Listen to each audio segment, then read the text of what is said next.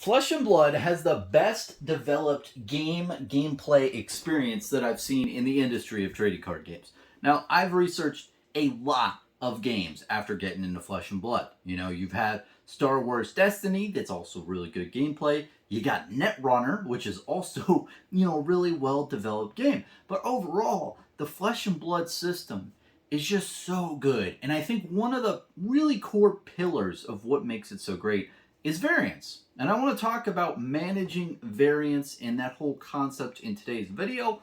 And recently, the Tall Timmy made a video talking about variance too. Really enjoyed that. That was a really interesting video, and he made a lot of points about different matchups and how variance really affects the Timmy mindset. So I definitely recommend that video to watch. Now, overall, in my journey of discovering what makes Flesh and Blood such a damn good game, because when I found Flesh and Blood, I was so blown away that I was like, well, okay, why is this so much better than every other ice cream that I've tasted so far? And I'm using ice cream as a metaphor here. It's like, why is this so much better than everything else? And in my journey, discover variance. Now, variance to the general public and a lot of people out there, and I was like this too, is that I was really caveman-esque about it. I was like, ooh, variance bad. It's not good to have variance because you don't have a nice thing where, the game is won because someone was better equipped and made better decisions than the other person. So variance is bad. And I really just had a negative stigma for variance. But I think what I didn't understand is variance is also one of the key components and the key spices to making games fun. And I know it's kind of like it's a duality aspect of this topic, and I really want to break it down because I feel like it's very hard to comprehend at face value. Now, I want to definitely give credit where credit is due. I was talking to AJ from Venture Co Gaming. I'll put a link down below to his channel, and he was really the one who kind of opened my eyes to this whole concept when I was talking to him about variance. And to put it in a very really a toned down type of example, right? Think of two different game modes, right? Two different types. You have chess, which you know what chess is, and then you also have a game where rolling a dice is what determines the winner. Now in chess, you have literally 0 to no variance. Maybe whoever goes first, white or black. But other than that, you don't have much variance. All the chess pieces and everything are, choreographed, and pieces can only move in a certain thing. It's very, there's almost no variance in that, and very skilled players win all the time. Now, let's say you had another game where both players roll a dice, and that dice roll determines who wins. Now, I'm piggybacking off of that from Fab Open Mic. He made a video where he does the exact thing that I just said. And it's like a gentleman's Flesh and Blood game or something. It's really funny. I'll put a link down below to that. I'm killing it on the link down below, man. I'm putting all the content creator link down below. So, long story short, you have two different game modes: chess and rolling a dice to see. Now, the problem with rolling the dice to see who wins is it's just based off of variance. 100% of the games and the gameplay is based off of, just rolling the dice. And that's not good. That is not a fun game. Because if 100% of the games are due to a dice roll, there's no skill involved, and what's the point at the end of the day? And then chess as well isn't as fun. When you look at chess from a high level, you think, okay, this is cool. There's a lot of skill involved and different strategies. But ultimately, if you look at the history of chess and you listen to a couple of interviews of Bobby Fischer, which is probably the most notable chess player of all time, when he was getting up in age, he was saying, you know what? Chess is kind of boring. It's not a fun game. It's not a good game. He said, the problem with chess is that it's all about books. And if you've watched a couple of chess, movies and documentaries, it's all about books, and book smart is literally you have to memorize different openings and different, from step 1 to 30, you just memorize this book knowledge of, what piece moves here and there, and it's more of a formula in a way. It's not really someone's just like thinking of cool things to do and thinking of good strategy. It's more of they're just memorizing different like keystrokes or different like chess moves in certain orders based on what their opponent is, just based off of all these books. There's a lot of book smarts. And Bobby Fischer was saying this, and he actually wanted to implement something brand new to the chess scene, which is called Fischer Random. You can Google this. This is all on Wikipedia. And basically, he wanted Fischer Random to be where your back line is just randomized every game to make it more interesting, to put variance into chess. And I thought this was very interesting to hear, because then he said, hey, if you had this, you wouldn't have all these fuckers memorizing all these book texts, because they can't, because everything's randomized at the beginning, and the chances of you like getting into the same matchup and memorizing all that material is quite essentially impossible. It's just, it comes down to more of skill as a player and understanding the game. So those are the two types of things. So you have chess, you have the dice roll. Now, the answer of, okay, Bronson, variance. Tell me what you should do in a game. Well, I'm going to tell you. Variance is good because it adds spice. It adds fun to the game.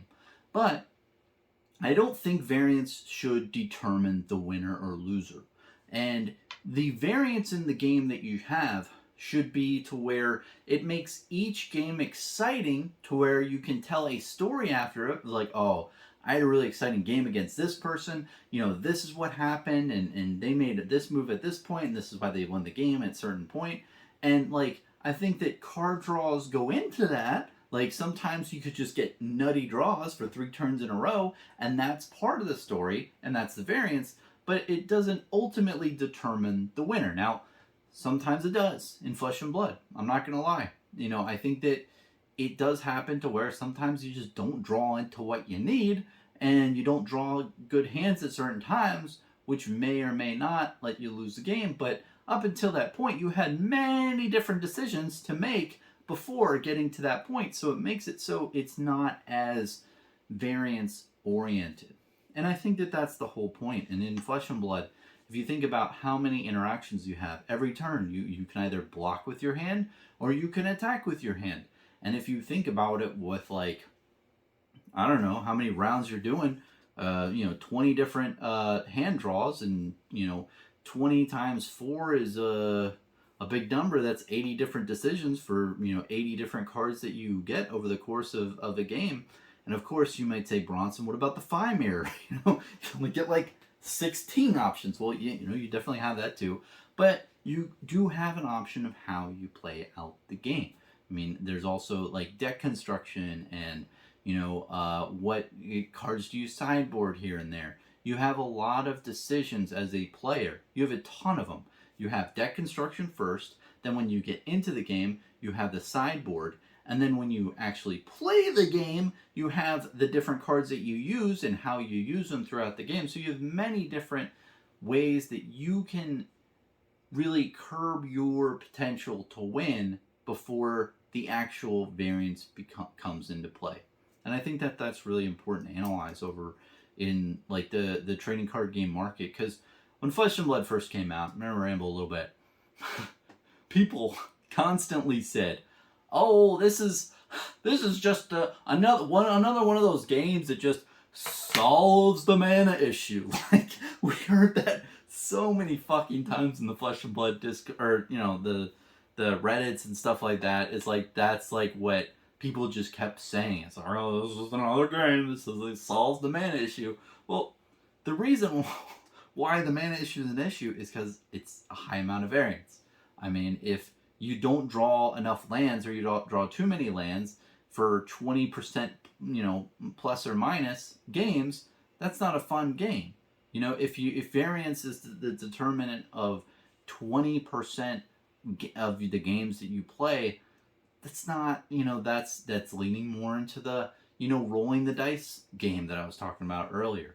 So I think that that's really important to, really grasp, is the concept of variance and what makes a game good with variance here or not. Like, I also want to talk about the absence of variance. So if you have a game purely with no variance, and it's just the same type of thing like a chess, and it's only strategy based, you run into, it's just not as, it's kind of boring. you know?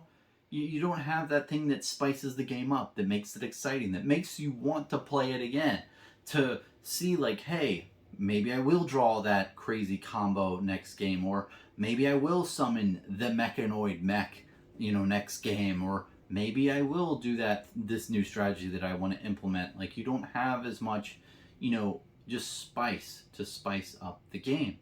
And overall, I think that Flesh and Blood does it very well.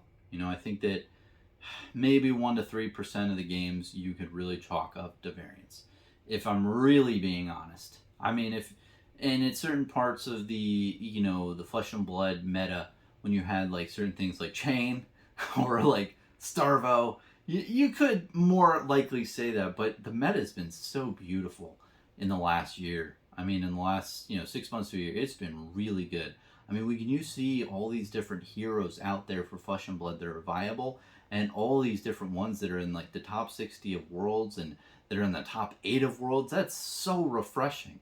I mean, just seeing all those different variety of heroes that can be played and all the different matchups is just it's really beautiful. Honestly, it's really cool to see, especially with the upcoming sets in the next 2 to 3 years. You're gonna have so many different heroes to choose from. I mean, you're probably going to double the amount of heroes to play in the next 3 to 4 years, which is just outstanding. I mean, maybe it will like soften up, but we'll definitely see how it plays out. But ultimately, I just wanted to really give you an overall concept, because honestly, I've been going through a journey of what does make a good trading card game. What are the aspects of it that really make it fun to play and just a good overall strategic game? And I ramble a little bit. When I was talking in a previous video, I had a comment that said, hey, like, I personally like games where variance decides the winner of the game, and because then you can beat like a really good player. But the concept of that, I understand why people would think that way, and why, if you're not as good at playing a game, it's nice to win against good players, even if it's just a flip of a coin. But it's just weird and hokey in my mind. And I respect your opinion, but ultimately, if we have the swimming Olympics competition and I'm matched up against Michael Phelps and I roll a D6 and I hit a 6 and I win the swim competition against Michael Phelps, like, it's really a hollowed victory. I can't say I beat Michael Phelps at swimming, I rolled the dice, I beat him. Or, Michael Phelps didn't draw any lands, so I just beat the shit out of him. It's not really it doesn't feel good, and I think that when you're playing against someone else and they draw bad, or they just have a bad game in whatever game they're playing, it's not really fun in my mind. Like, I've always hated those types of games where I'm just beating the shit out of someone and they're just like, okay, I'll take it, just when can we just get to the next game? Like, that's not a fun game to me. It's fun when it's going back and forth and we're really close, or maybe they do some crazy combo on me and then they're just blowing me out of the water. And I've had that happen in Flesh and Blood, where someone just like explodes on me and does a crazy combo, and I'm like, dude, how did you do that? That was amazing. And it's a really cool moment. And I know it doesn't sound real, but I have done that in the past, legitimately. And it's cool because I'm like, okay, you did something in this game that was really cool. I want to see what you did and figure out how you did it. And like, it just makes it like, when I see good players do good things, it's really cool to really dissect that.